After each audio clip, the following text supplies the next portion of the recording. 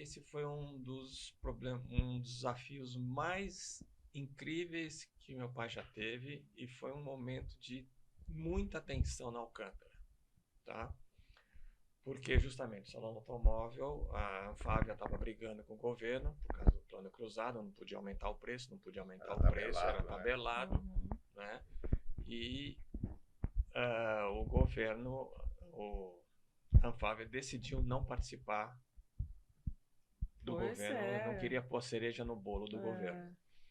E aí o que aconteceu foi, cansei de levar meu pai às 5 horas da manhã para o aeroporto de Congonhas para pegar o Dilson Funaro, na época ministro da Fazenda, para pegar ele indo ou voltando de Brasília, ou indo ou voltando, né, para onde ele tinha que ir, para convencer o governo de que a indústria estava boicotando o governo, literalmente boicotando.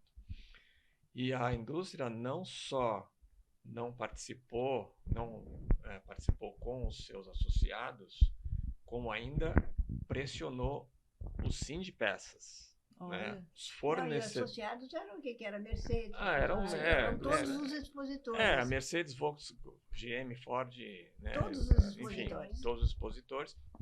Mas, e aí pressionou inclusive a cadeia produtiva para boicotar, então, porque às vezes, muitas vezes no Salão do Automóvel, não só nessa época, mas principalmente nas outras épocas, existia também uma participação do Sindipeças, né? Tanto é que depois se desmembrou e virou-se a Automec, né? Uma feira só de autopeças, né? Mas aí o mercado já estava bem mais maduro, mais avançado. Mas na época, e aí acendeu a luz vermelha na Alcântara. Saiu todo mundo atrás.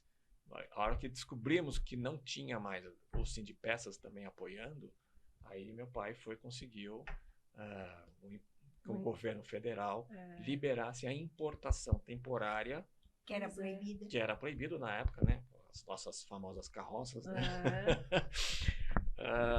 Para poder importar cerca de 60 carros, 57, não foi isso? 57 carros. 57, exatamente. 57 carros. Jacaré, né? E para vir para o Brasil para participar da feira. E aí o que aconteceu, assim, saímos todo mundo atrás de patrocínio para patrocinar os carros. E eu lembro que a gente conseguiu só vender 2 patrocínios. Eu vendi um para Dupont, que era uma cadeia anterior à Autopeças, né? Quer dizer, ele fornecia o polímero para fazer o plástico do painel, né? E o Evaristo conseguiu também mais um patrocínio, que eu não lembro o que foi. Mas o mais importante nisso foi o posicionamento do papai no mercado, não só com a indústria automobilística, no mercado como um todo, porque todo ano as associações, os sindicatos queriam morder as feiras, todo ano, sem exceção. Nossa. Sem exceção. A gente já dava desconto para os associados da entidade daquela feira. Tinha um preço diferenciado para associados. Tinha um preço diferenciado para associado. Fazendo o que Snittle nunca permitiu, né, que fizesse. Exatamente. Estava lá nos fundamentos. É relativo nesse aspecto, porque como associado ele teria que ter um benefício, mas isso não era extensivo e o preço de associado era o único para todos, não tinha negócio. Só porque você é maior ou você é menor. Não, o preço sempre se manteve dentro do critério dos 10 mandamentos. Então, assim, nós nunca negociamos preço. E a primeira coisa quando você entra em crise, a primeira coisa que você corta é a sua contribuição social, né? Sindical, associação, seja lá o que for, né? Então, os sindicatos e associações veem as feiras também como uma forma de ter um benefício financeiro, né? E aí, na época, metiam um dedo na bilheteria, enfim, tinha lá, né? Quer dizer, então, além dos almoços que o papai fazia muito bem, ele tinha lá o bar do Jacaré na sala dele. Ali era o... Aliás, a sala dele ali era o calabouço. Também, né? Um monte de ali era o calabouço dele. O Cacá acho que teve lá, né, Cacá? Sim, ele teve lá. E os fiéis escudeiros que ele tinha, que eram muito bons. O Jair Saponari. O Evaristo. Pedro Paulo, na época, o Fernando Horta, todos depois, eles, todos que participaram. Diretores das feiras. Diretor da feira. Mas o mais interessante disso foi ele contar como é que ele se sentiu indo para os Estados Unidos para comprar 57 carros.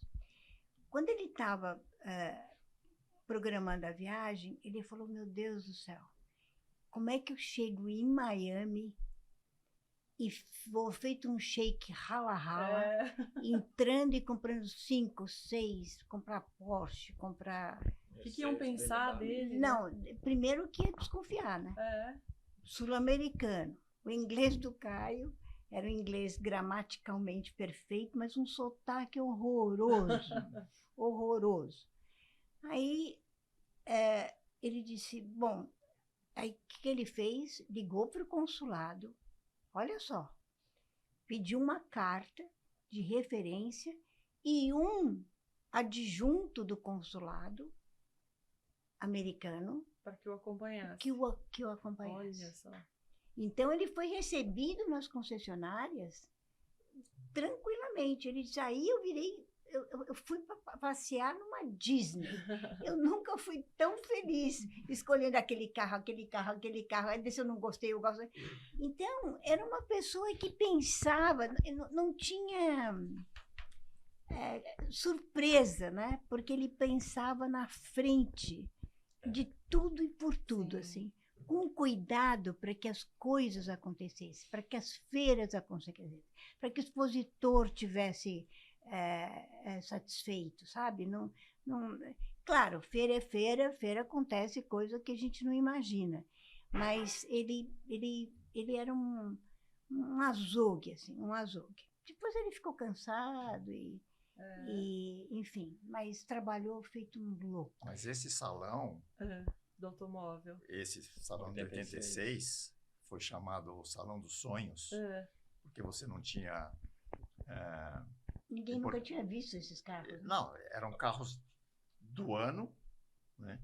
Foram comprados em concessionárias, né? Não foi, a indústria não forneceu nada. Veio com internação temporária. Quem, na realidade, vamos dizer assim, patrocinou o Salão do Automóvel foi a própria Alcântara, junto com o governo que comprou a briga junto com a indústria automobilística. E foi Foi o primeiro Hyundai na vida que a gente viu. Foi aqui, foi no salão. Se Uau. vocês vissem o Civic na época, era um carrinho assim bem tímido. Mas vieram coisas assim absurdas, né? A gente teve carro aqui que já falava. Uau. Já tinha carro com tela touchscreen. 1986. Você abriu a porta e fazia plim, plim, plim. Não, falava.